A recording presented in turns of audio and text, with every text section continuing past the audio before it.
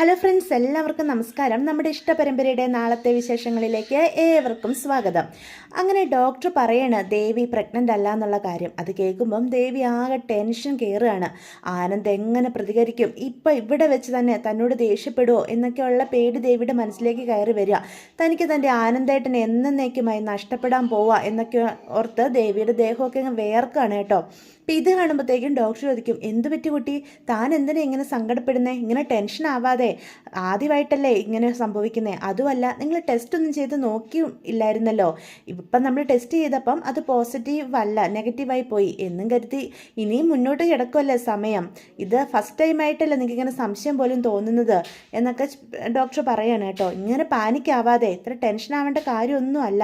അടുത്ത തവണ ഉറപ്പായിട്ടും പോസിറ്റീവ് ആയിരിക്കുമോ, താൻ ഇങ്ങനെ ടെൻഷൻ അടിക്കല്ലേ എന്നൊക്കെ പറയാണ് കേട്ടോ. അപ്പം ഇതൊക്കെ കേൾക്കുമ്പോഴൊന്നും ദേവിക്ക് സാന്ത്വനം ആകുന്നില്ല. ദേവി ആകെ തകർന്ന് തരിപ്പണമായി ആനന്ദിൻ്റെ മുഖത്തേക്ക് നോക്കാൻ പോലും പറ്റാതെ ഇരിക്കുകയാണ്.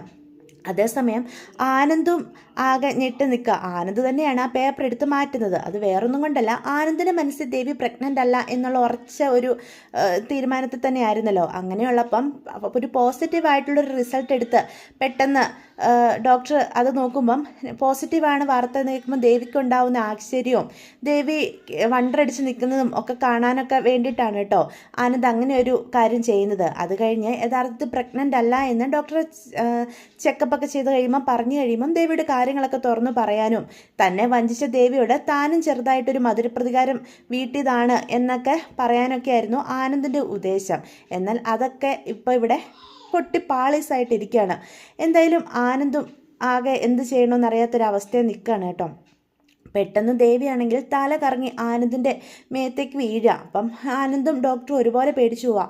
അപ്പോൾ ഡോക്ടർ പറയും, ഈ കുട്ടി വളരെയേറെ ടെൻഷനായെന്നാണ് തോന്നുന്നത്, എന്തായാലും താങ്കളൊന്ന് ശ്രദ്ധിക്കണം, ആകെ പാനിക്കായിട്ടുണ്ട്. അതുമാത്രമല്ല, ഈ കുട്ടി പോസിറ്റീവായിട്ടുള്ളൊരു റിസൾട്ടാണെന്ന് തോന്നുന്നു പ്രതീക്ഷിച്ചിരുന്നത്. പെട്ടെന്ന് നെഗറ്റീവാണെന്ന് കേട്ട് കഴിഞ്ഞപ്പം കുട്ടിക്കത് താങ്ങാൻ സാധിച്ചെന്ന് വന്നിട്ടില്ല. അതുകൊണ്ടാണ് ഇങ്ങനെയൊക്കെ കാണിക്കുന്നത്.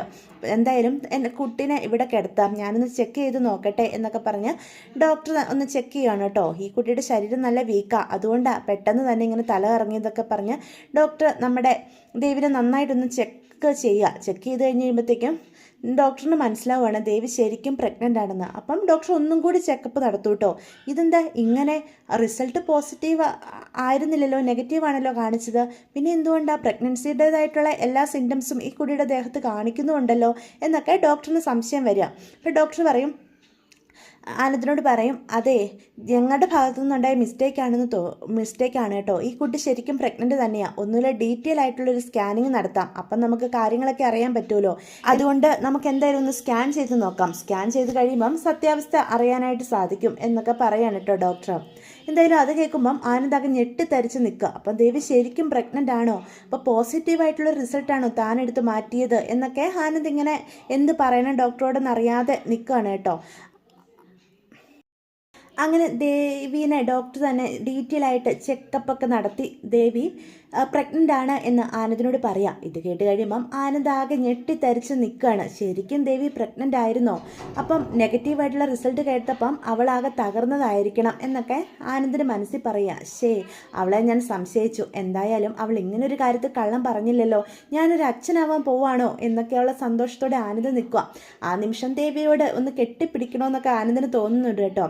അപ്പം ദേവിയും പെട്ടെന്ന് ബോധകത്തിൽ നിന്ന് എഴുന്നേൽക്കുക. അപ്പോൾ ഡോക്ടർ ആ സന്തോഷ വാർത്ത ദേവിയോട് പറയാം, താനിങ്ങനെ ടെൻഷൻ ആവാതെടോ, തൻ്റെ ഭാഗത്ത് ഇങ്ങനെ ടെൻഷൻ അടിക്കേണ്ട ഒരു കാര്യമില്ല, ഒരു കുഞ്ഞിനെ അത്രയേറെ ദേവി ആഗ്രഹിച്ചിരുന്നെന്ന് എനിക്ക് മനസ്സിലാവുന്നുണ്ട്, എന്തായാലും ദൈവം തൻ്റെ പ്രാർത്ഥന കേട്ടു, താൻ പ്രഗ്നൻ്റ് തന്നെയാണ് കേട്ടോ എന്ന് ഡോക്ടർ ദേവിയോട് പറയാം.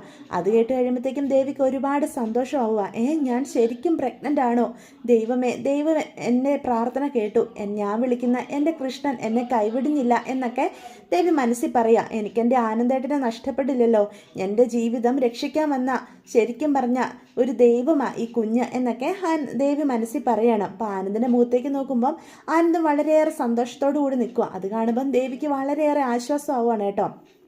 അപ്പോൾ ദേവിക്ക് വേണ്ട നിർദ്ദേശങ്ങളൊക്കെ ഡോക്ടർ പറയാം. 3 മാസം നല്ല റെസ്റ്റ് വേണമെന്നും അതുപോലെ ഭാരമുള്ള ജോലികളൊന്നും ചെയ്യരുതെന്നും വെയിറ്റ് ഒന്നും എടുക്കരുതെന്നും അങ്ങനെയൊക്കെ പറഞ്ഞ് മനസ്സിലാക്കി കൊടുക്കുകയാണ് കേട്ടോ. അതുപോലെ തന്നെ ദേവിക്ക് വേണ്ടിയിട്ടുള്ള ടാബ്ലറ്റ്സ് ഒക്കെ കൊടുത്ത് അവരെ അയക്കുക. അപ്പോൾ പുറത്തിറങ്ങി കഴിഞ്ഞ് കഴിയുമ്പം ദേവി ഒരുപാട് സന്തോഷത്തോടു കൂടി തന്നെയാണ് നിൽക്കുന്നത്. ആനന്ദിനും അതെ, സ്വർഗം കിട്ടിയ സന്തോഷം കേട്ടോ നമ്മുടെ ആനന്ദിനും.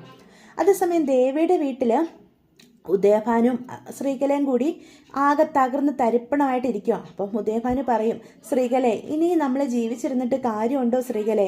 ഇപ്പം വിവരങ്ങളെല്ലാം ആനന്ദ് അറിഞ്ഞു കാണും, നമ്മുടെ ദേവിമോളുടെ അവസ്ഥ എന്തായിരിക്കും? അപ്പം ശ്രീകല പറയും, ഏട്ടാ എനിക്കതിനെപ്പറ്റി ചിന്തിക്കാൻ പോലും പറ്റുന്നില്ല. ഒന്നെങ്കിൽ ദേവിനെ ആനന്ദ് ഉപേക്ഷിച്ച് കാണണം. ദേവി അവിടെ ആരുമില്ലാതെ തനിയെ നിൽക്കുമായിരിക്കും.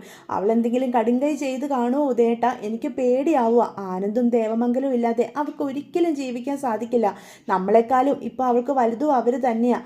അങ്ങനെയുള്ളപ്പം എൻ്റെ കുഞ്ഞ് എന്തെങ്കിലും ചെയ്ത് കാണും, എനിക്കത് കേൾക്കാൻ വയ്യ ആനന്ദേട്ട എന്നും പറഞ്ഞ് ശ്രീകല ഭയങ്കരമായിട്ട് കരയും കേട്ടോ. അപ്പോൾ ഉദയഭാനു പറയും, എനിക്കും അങ്ങനെ തന്നെയാണ്. നമ്മൾ ജീവിച്ചിരിക്കുമ്പം നമ്മുടെ കുഞ്ഞിന് എന്തെങ്കിലും ആപത്ത് പറ്റിയെന്ന് കേൾക്കേണ്ടി വന്നാൽ അത് താങ്ങാനുള്ള ശക്തി എനിക്കും ഇല്ലോ ശ്രീകലെ. അതുകൊണ്ട് നമുക്ക് ഇവിടെ വെച്ച് ഈ ജീവിതം അവസാനിപ്പിച്ചേക്കാം എന്ന് പറയാം. എന്നിട്ട് ഉദയഭാനു തൻ്റെ കയ്യിലിരുന്ന വിഷക്കുപ്പി തുറക്കുകയാണ് കേട്ടോ. ശ്രീകല പറയും, ഉദയേട്ടാ നമുക്ക് 2 പേർ കൂടി ഒരുമിച്ച് കഴിക്കാം.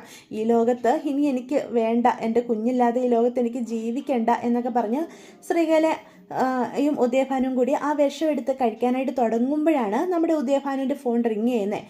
ഈ സമയത്ത് ഇത് ആരാ വിളിക്കുന്നതെന്ന് നോക്ക് എന്ന് ശ്രീകല അപ്പോൾ പറയൂ കേട്ടോ. ഓ ഇനി ആര് വിളിച്ചാൽ എന്താ, എനിക്ക് നോക്കണ്ട എന്നും പറഞ്ഞ് അവർ വിഷം എടുത്ത് കഴിക്കാനായിട്ട് തുടങ്ങുമ്പോൾ പെട്ടെന്ന് ഫോണിലേക്ക് വെറുതെ ഒന്ന് നോക്കുന്നതാണ് കേട്ടോ.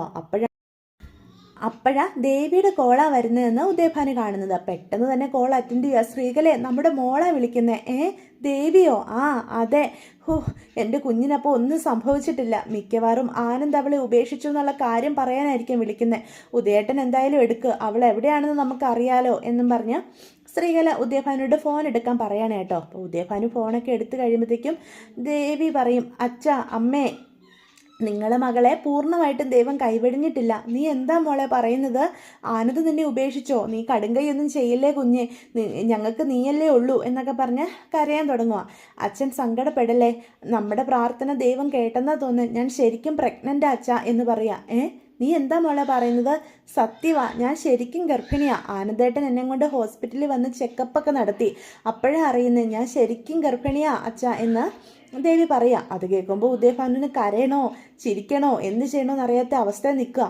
അപ്പം എന്താ ഉദയേട്ടാ അവൾ പറയുന്നേ, നിങ്ങൾ എന്താ ഇങ്ങനെ കുന്തം വിഴുങ്ങോതിൽ നിൽക്കുന്നേ എന്നൊക്കെ ചോദിക്കാം. അപ്പം പെട്ടെന്ന് തന്നെ ഉദയഭാനു ഫോൺ കട്ട് ചെയ്യുക. ദേ മനുഷ്യ, എൻ്റെ കുഞ്ഞ് എവിടെയാന്നാ, നിങ്ങൾ എന്താ ഒന്നും മിണ്ടാതെ നിൽക്കണേ എന്നൊക്കെ ശ്രീകല ചോദിക്കുക. ശ്രീകലെ എന്താ ഉദയേട്ടാ, നമ്മുടെ കുഞ്ഞ് ശരിക്കും ഗർഭിണിയാണെന്ന് ആനന്ദ് ആ വാർത്ത അറിഞ്ഞെന്ന് ഇപ്പം അവർ ചെക്കപ്പ് ചെയ്തപ്പം ഡോക്ടർ പോസിറ്റീവായുള്ള റിസൾട്ടാണ് പറഞ്ഞേക്കുന്നത് എന്ന് പറയാം. അത് കേൾക്കുമ്പോൾ ശ്രീകലയ്ക്ക് കണ്ണൊക്കെ നിറഞ്ഞു വരുവാണ്. ശരിക്കും അതെയോ? അപ്പം ഞാൻ പറഞ്ഞ ആ കള്ളം ശരിക്കും സത്യമായി മാറിയല്ലേ?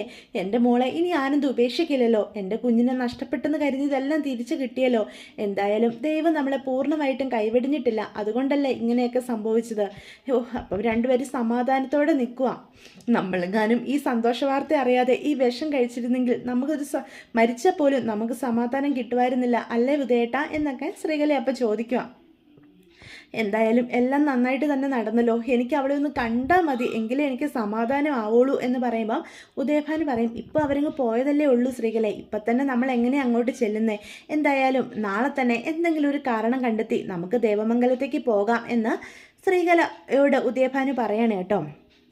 അതേസമയം നമ്മുടെ മാമൻ്റെയും സുകന്യയുടെയും കാര്യം കുറച്ച് കഷ്ടത്തിലാണ്. നമ്മുടെ സുകന്യ പുതിയൊരാൾ വന്നു കഴിഞ്ഞപ്പം അവിടുന്ന് മാമനോട് കാര്യങ്ങളൊന്നും പറയാതെ പെട്ടെന്ന് ഒളിച്ചു പോയതാണല്ലോ. അപ്പം സുകന്യനെ തപ്പി മാമൻ അവിടെ ഒരുപാട് സ്ഥലങ്ങളിലെല്ലാം അന്വേഷിക്കും. പല കടക്കാരോടും ഫോട്ടോയൊക്കെ കാണിച്ച് ഈ പെൺകുട്ടിയെ കണ്ടോന്നൊക്കെ അന്വേഷിക്കുന്നത് നമ്മൾ കാണുകയുണ്ടായി. എന്നാൽ സുകന്യനെ കണ്ടെത്താൻ പറ്റില്ല. അങ്ങനെ അവിടെ എല്ലാം അന്വേഷിച്ച് നമ്മുടെ പാവ മാമ നടക്കുമ്പം സുകന്യനെ കുറച്ച് ദൂരെ വെച്ച് സുകന്യ നിൽക്കുന്നത് കാണും കേട്ടോ. അപ്പോൾ പെട്ടെന്ന് മാമൻ ദേഷ്യപ്പെട്ട് അങ്ങോട്ട് ചെല്ലും. എന്നിട്ട് ചോദിക്കും, നീ എന്താ ഇവിടെ നിൽക്കുന്നേ? പിന്നെ ഞാൻ എവിടെയാണ് നിൽക്കേണ്ടത്? നിന്നെയും തിരക്കി ഞാൻ എവിടെയൊക്കെ അന്വേഷിച്ചത് നിനക്കറിയാവോ?